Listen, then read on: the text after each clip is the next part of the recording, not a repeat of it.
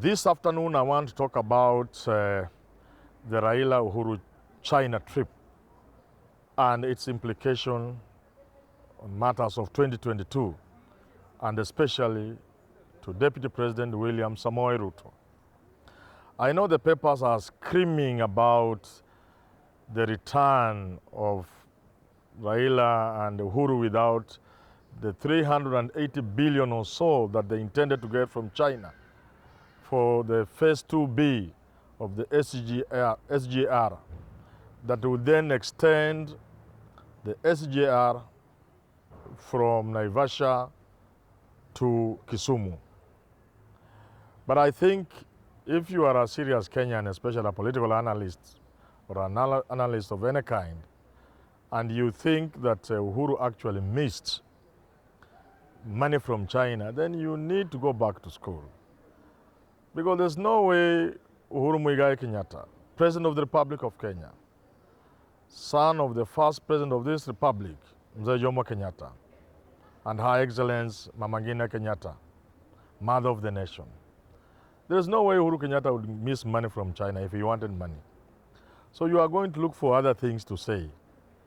And I can help you navigate around and see what perhaps could have happened. Remember, they could make a little money, the Chinese, for example, before then giving you these 380.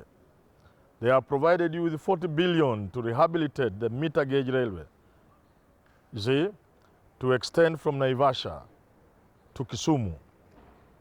Why can't they pocket the 40 billion before they give you the 380? It has worked on some road projects where you see there is 600 million being spent to rehabilitate a road. I've seen it on Kapsabet, Chavakali Road. I've seen it on Kisumu, Kakamega Road.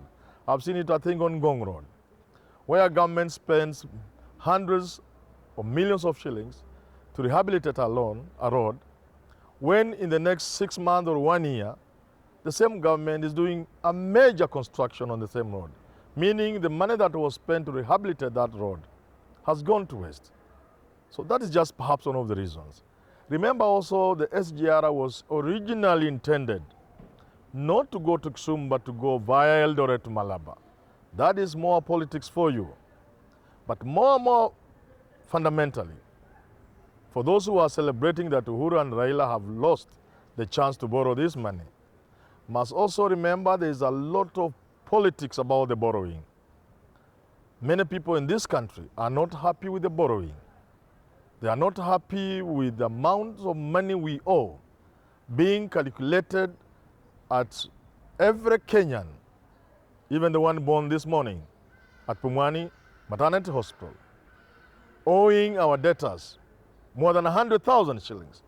So this could be strategic on the part of Uhuru and Raila to buy time and play around with our mind. So honestly, nobody should celebrate if they were celebrating that they have not gotten the money to take the railway to Kisumu.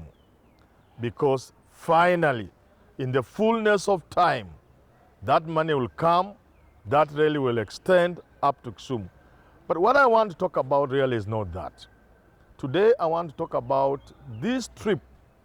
First, in terms of the trip really being part of the games that are being played, part of the things that one needs to understand in order to understand the bigger picture surrounding 2022 and William Samoei Ruto.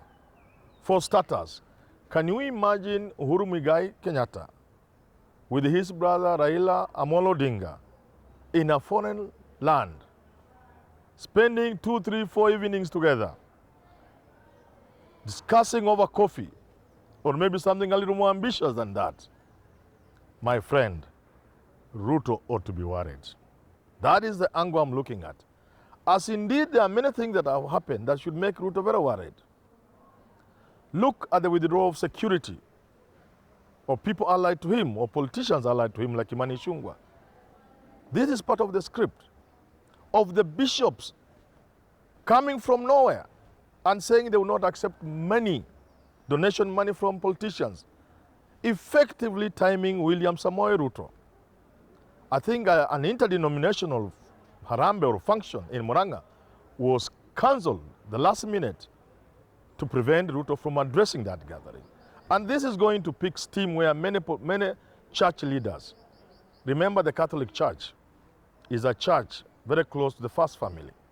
So we are going to see a lot of these things. And among many other things, look at what is happening in Kabarak, of the restrictions about seeing Moi, all aimed at stopping Ruto from using the death of Jonathan Torotich, Moi's son, of using that as an access to see Moi.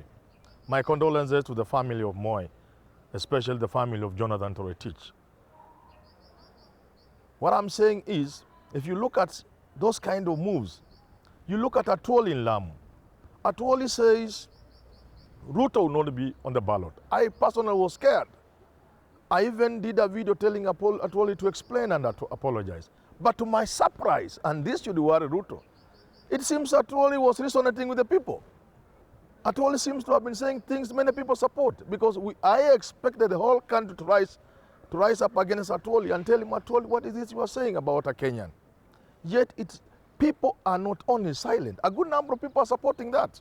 So these are the things that I'm saying should actually worry William Samoei Ruto, and begin to see the script of 2022 as being something more complex that requires a special key to unlock.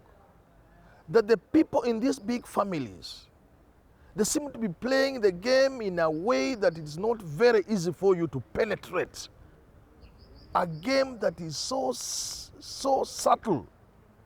So when Uhuru attends the Raila function, the infrastructure conference, and talks about, very bitterly about people who are trying to block the handshake, of course he's talking about Ruto.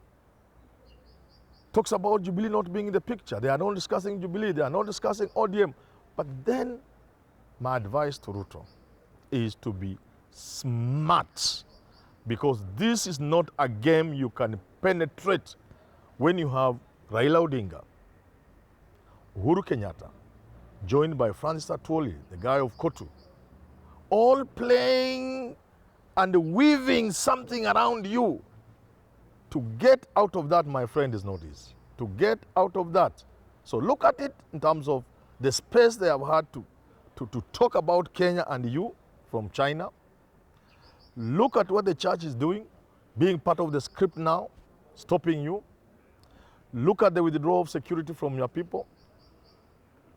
Look at games being played in Kabarak and with Gideon Moi and the rest of those people. Look at the reactions of Uhuru, for example. And you must then begin to ask yourself, is this not a very complex game? And from China, I can assure you, Uhuru Muigai Kenyatta and Raila Odinga will have created a script which, when it begins to unfold, William Samoei Ruto will either be dead on arrival or will be smarter than them. Indeed, he has to be smarter than them. For every 1 kilo of energy they use, he will need to use 10 to outsmart them. For indeed, the game is too complex.